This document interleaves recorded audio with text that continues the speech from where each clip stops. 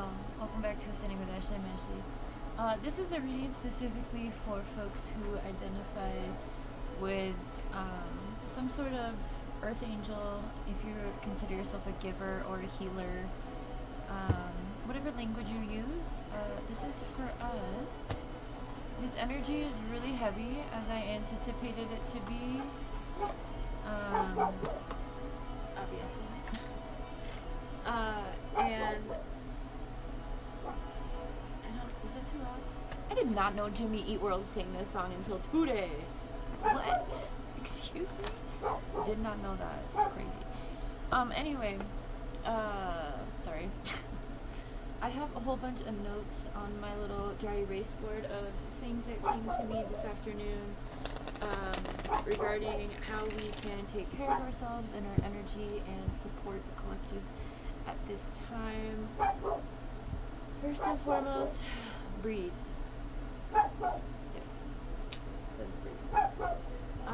Things are intensifying immensely. So at this point in time, my notes are to take inspired action, create. When you feel called to create, make it happen, do it. That is inspired action. Those are things coming to you with divine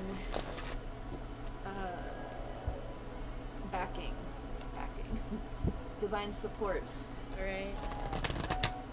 You're getting those ideas for a reason, act on them. Where your focus goes, your energy flows. So, today I laid in bed. It felt great. Happy fall, by the way, if you're in the northern hemisphere. What would that be for the southern hemisphere? Spring? You guys are out of winter. Yay, happy spring. What other notes? So where your focus goes, energy flows. And that's why we're going to be holding the light within this darkness that we're experiencing right now at a collective level. The energy is, so we're in fall up here specifically. Again, we just talked about spring, but for fall, folks who are in the fall energy, we are, this is a time and space for slowing down, and for, like, the energy in nature is slowing down. And so we are also supposed to be slowing down as we are parts of nature. Okay? The system has disconnected us. We know this. Okay? So as people who are of pure heart, like us, those of us who identify with being a helper in this time, whatever that is for you, the things that are going on around us are causing frenzy, panic, and burnout. And that's why I wanted to make sure you remember always that your energy will go where your attention or your focus is, okay? It was awkward. I made my own tea bag because I wanted to make lavender and I didn't get it secure on my... This is a lavender orange. I don't know, I felt called to make it like this. Never in my life. I'm really, really trying to get into drinking. I'm trying to incorporate 3 different things into my nighttime routine right now. And nighttime tea being one of them. Anyway, so that might be something for you as well. I feel like a nighttime tea is a good way for me to center. I also want to incorporate yoga before I go to bed and a round of tapping, which is the EFT, the emotional stuff. So I did the yoga and tapping last week one time, and so I'm kind of trying to use this energy to incorporate that. So maybe that's helping you too. Maybe you're trying to do something like that. I think that's one of the things. It's just about finding balance within us is going to help with the balance around us, right? So I'm going to be pulling one card from the Mystical Shaman Oracle for guidance, one card from the Divine Feminine, and then we're going to get a few clarifiers from the Starseed Oracle. Alright? you don't have to identify as that. I think that a lot of the starseed rhetoric or language has been co-opted by the alt-right pipeline for spiritual bypassing. So that's why we're going to be doing these first two parts first, and then we'll follow up with the other one. I am not taking all of those. Oh no. One. So, keep focusing on what it is that you are finding balance, right? Balance is always key. Yeah, those are my notes. I'm going to be doing a quest for consciousness tonight and probably a story time on my purpose. You know, I'm going to save the story time for tomorrow. But I will probably try. I'm going to get the quest for consciousness done after this reading because I want to talk about ascension symptoms because I feel like physical symptoms are going to be really accompanying what's happening at a collective level right now in regards to the legit religious psychosis that we're all witnessing. And so that's what I'm talking about. Don't focus on the negative things. Don't focus on what the masses are focusing on. Our role as earth angels, whatever you identify as healers, our role, light workers, whatever, our role is to hold the light, okay? Not by bypassing, but by not being afraid of the dark that is around us, okay? By leading through that without fear. And we do that by working through our own shadow to make sure that we can to make sure that we can in fact hold that light. We have the owl. Now I know the owl is a negative omen for some cultures, so if you're uncomfortable with this message, you don't have to receive it. I am aware of that, and also this was put together for the bringing together of a lot of different cultures. So with that in mind, I'm going to go ahead. Owl is the master of the night. She can see situations with perfect clarity, more so when it is dark, and is able to discern truth when others are sightless. Yep, that's our role. She helps you find your light and your lightness in the darkest moments of your life, and to embrace the night as your ally.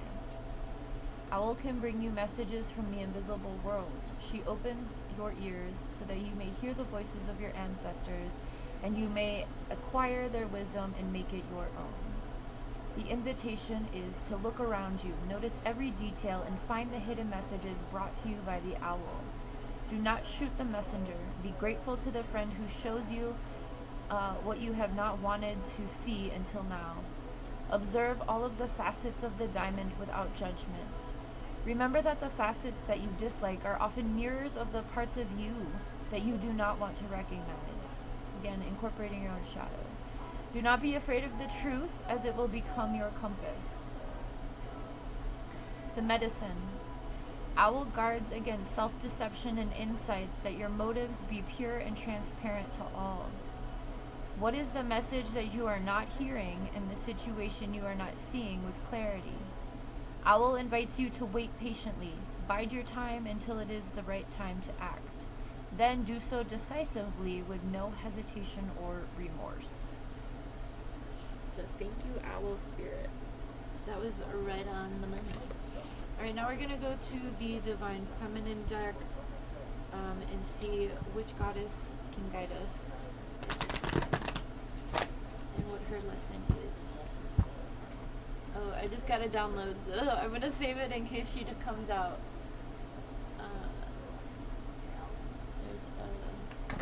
We'll see. Alright, ready? Maybe she isn't going to come out, but she wants to. It's Joan of Arc, the warrior. I'll go ahead and read her, if she doesn't pop out. Alright. I got my last 4 robes, so now I got my robes. Catherine Labor, the patroness of miraculous healing. I am ready to heal. I am worthy of the miracles meant for me. Remember that shadow work is a part of the Sorry, I have to use the, I'm not gonna look for the Joan of Arc card, I don't think, but I will read her, message after this one, because she came through.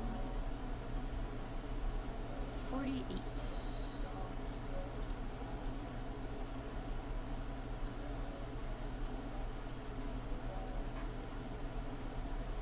Okay. I'm just gonna read the soul information on her, okay? It can feel effortless to ask for what our loved ones need. We can fall on our knees at times and pray for the health and highest possible outcome for our beloved children and partners or friends. What's often far more difficult is asking for all that we need. For many of us, lack of self-worth can get in the way of realizing that we can ask for so much more, and that ultimately there is no difference between praying for our own needs and the needs of our loved ones. There are so many miracles, graces, and blessings that don't arrive simply because we don't ask for them. Spirit is ethical. Spirit doesn't interfere with our intrinsic right to choose our own adventure story. Free will is ours, so we have to ask for the Spirit to intervene in the effort of our own healing. Ask and you will find. This is a spiritual truth, and also suffering is optional. Suffering doesn't glorify us or make us more holy. At any point we can ask for the highest possible good to shower down on us. We can ask to be healed in ways that we can't even imagine by handing that healing over to the divine. The healing might not arrive in the way that we picture being healed. Our lower back may still throb with pain, but our heart has shifted and there's a miraculous amount of weight within our lives again. Light within our... It's really dark in here. I'm old. If we can hand over an attachment to what healing is going to look like, then we can receive all blessings waiting for us. The meditation associated with her is, what can I ask for help in healing? And the intention again, I am ready to heal. I am worthy of the miracles meant for me. And remember, when we heal ourselves, it supports the collective because we are not douchebags. Okay, Joan of Arc. Alright. Here we go. I'm going to read Joan of Arc. She definitely was screaming at me. During Joan of Arc's heresy trial, her interrogators asked her if she was in a state of grace, and she answered, "If I am not, my God, may God put me there, and if I am, may God so keep me." Her unfaltering faith in the truth of her own visions made the impossible possible. As a teenager, she led an army that changed the course of the history for France.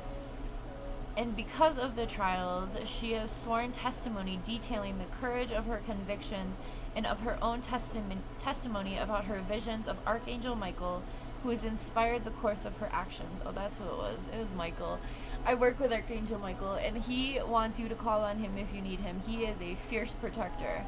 But he will only work with you if you are worthy. So I would not recommend calling on him if you haven't done your shadow work.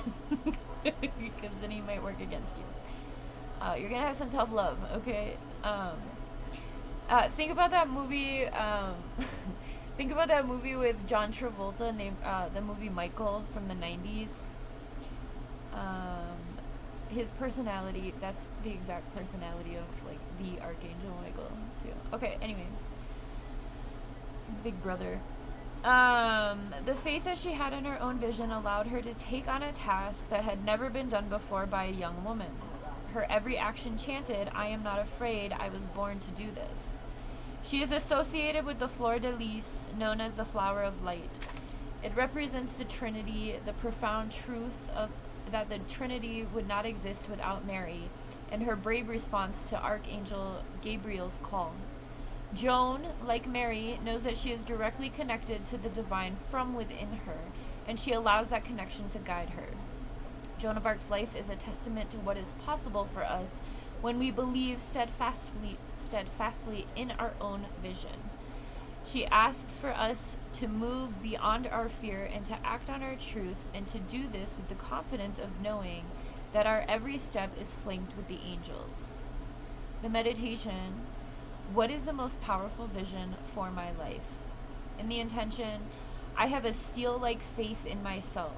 The angels armor me with conviction. So again, the channel I got earlier about the inspired action was to create. Like when you are receiving an idea, make sure you do everything you can to either write it down and do it when you have the time or space or the ability to buy materials if you need to buy materials. Like for me today, so I had a meeting with my political party a few weeks ago, and one of the people in Roswell, New Mexico started a Food Not Bombs in their area. And so I told her at that meeting, I'm like, I want to talk to you about that because I would love to get that started here. And then I've been doing other shit, so I didn't think about it until today. And so I was like, oh yeah, I need to do that and see if, because I know that there are churches in town who distribute food and stuff.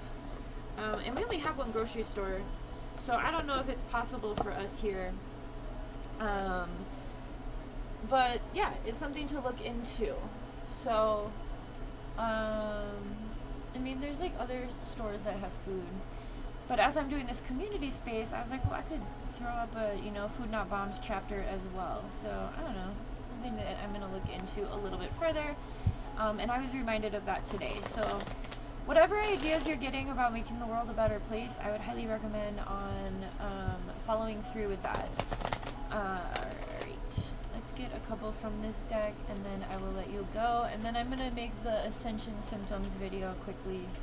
It's going to be a quick one, probably like 5-6 minutes. I'm not trying to do a whole thing on that. It's pretty standard, and plus you can Google it. You're already doing it. Stop overthinking. Keep facing your true north. True north is your purpose. That's your cosmic calling.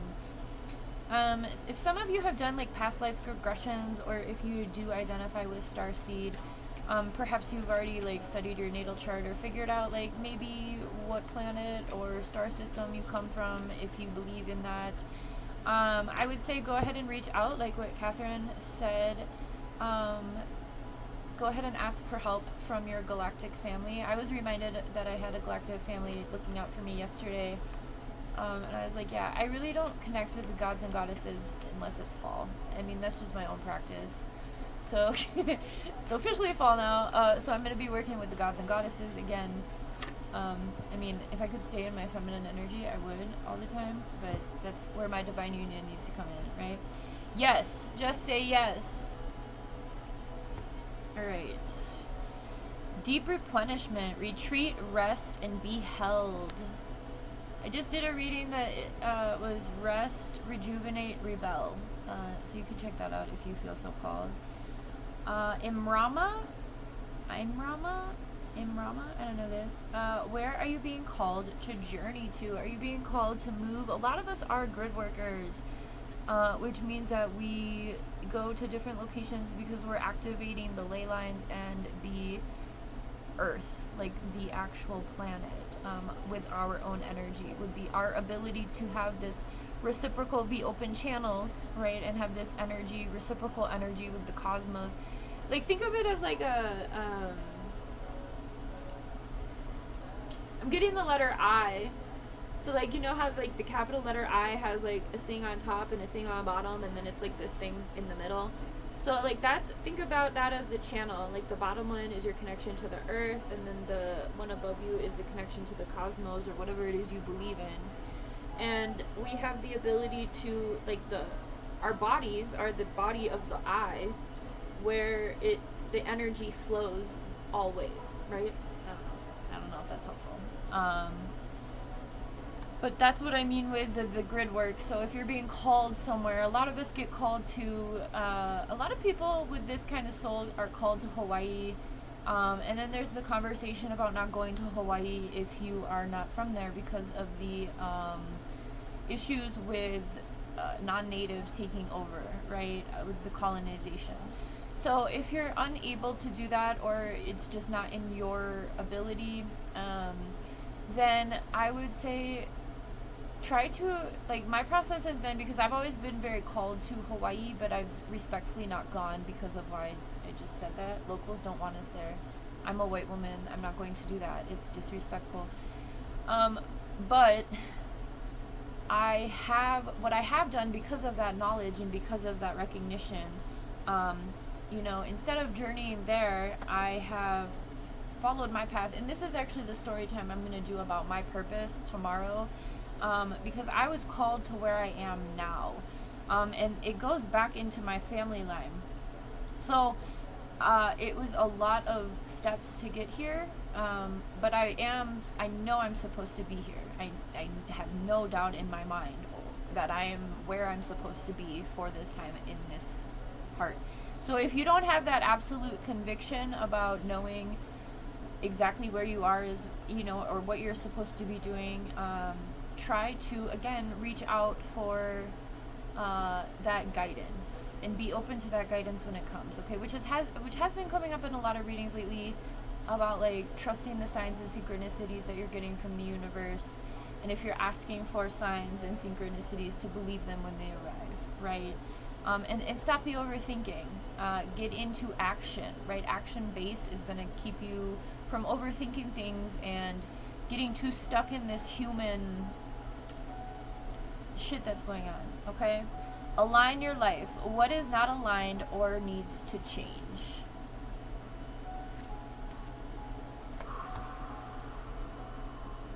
Breathe. Okay, I'm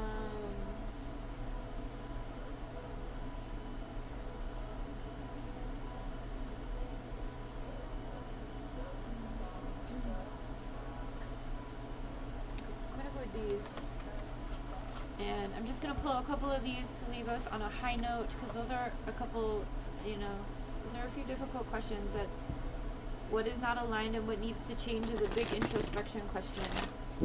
Remember to call on the owl, or if you see an owl in real life, I know culturally that can mean some things, but if you see it in, you know, emojis or, you know, a GIF or whatever, someone's t-shirt, pay attention to that, because that's your reminder. That's the universe showing up for you, reminding you that you can call on the owl for wisdom and support through your dark time. Also, Archangel Michael came through, so don't worry about that. Don't be afraid to try something new. Don't be afraid to ask for help from whatever it is you believe, and don't be afraid to receive information about your soul, right? Who you are outside of this human body, right? Okay, we have aspire, accept what you have while taking a stand for what you really want. Unforeseen forces are helping you succeed, and spirit has your back. Deep dive, you have only just started to learn your soul's depth. What truly matters will rise to the surface. I just said that. What's this process? Beginning, the gate is open. All you have to do is step through.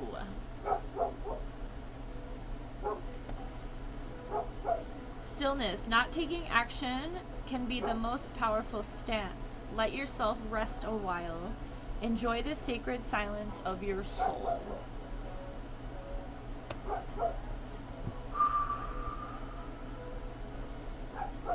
Whoa, that was a lot. Okay, have a good one.